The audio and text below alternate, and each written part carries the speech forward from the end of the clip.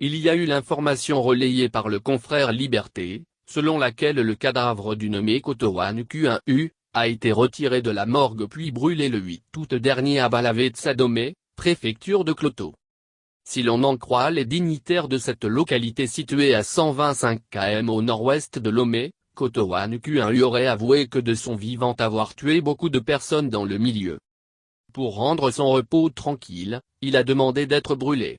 Il y a aussi de ces morts occasionnées, de ces morts tout sauf naturelles, dont font l'objet des personnes présumées sorcières et qui font si pertinemment écho à l'incinération de Kotoan Q1U.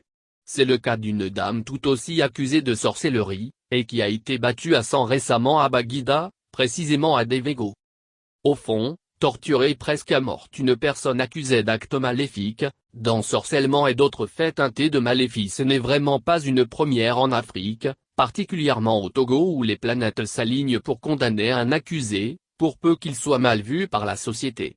Il suffit que celui-ci pose des actes qui relèvent de la normalité, qu'un de ses proches, à l'article de la mort, prononce son nom, ou qu'on dise l'avoir vu opérante on ne sait quel sacrifice, pour que des gens qui se croient investis d'une mission divine lui tombent dessus.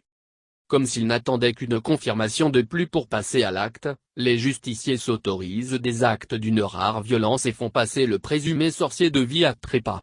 Sans pour autant détenir les preuves de leurs accusations, les citoyens, aveuglés par leur superstition se font un malin plaisir de ligoter les coupables désignés nus sur du treillage en nervures de palme, tirés au sol dans des rues à grand renfort de bastonnades, de lapidation, comme s'ils étaient des rats.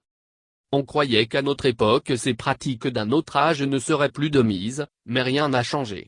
Le silence des autorités face à ces règlements de compte ne fait que donner un blanc-seing aux auteurs qui s'en tirent souvent sans être inquiétés, l'impunité aidant. L'État est le seul qui puisse juger de qui est coupable de crime, puisse-t-il relever de sorcellerie.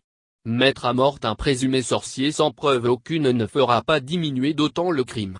Le ministre de la Sécurité doit monter au créneau pour faire cesser ces barbaries.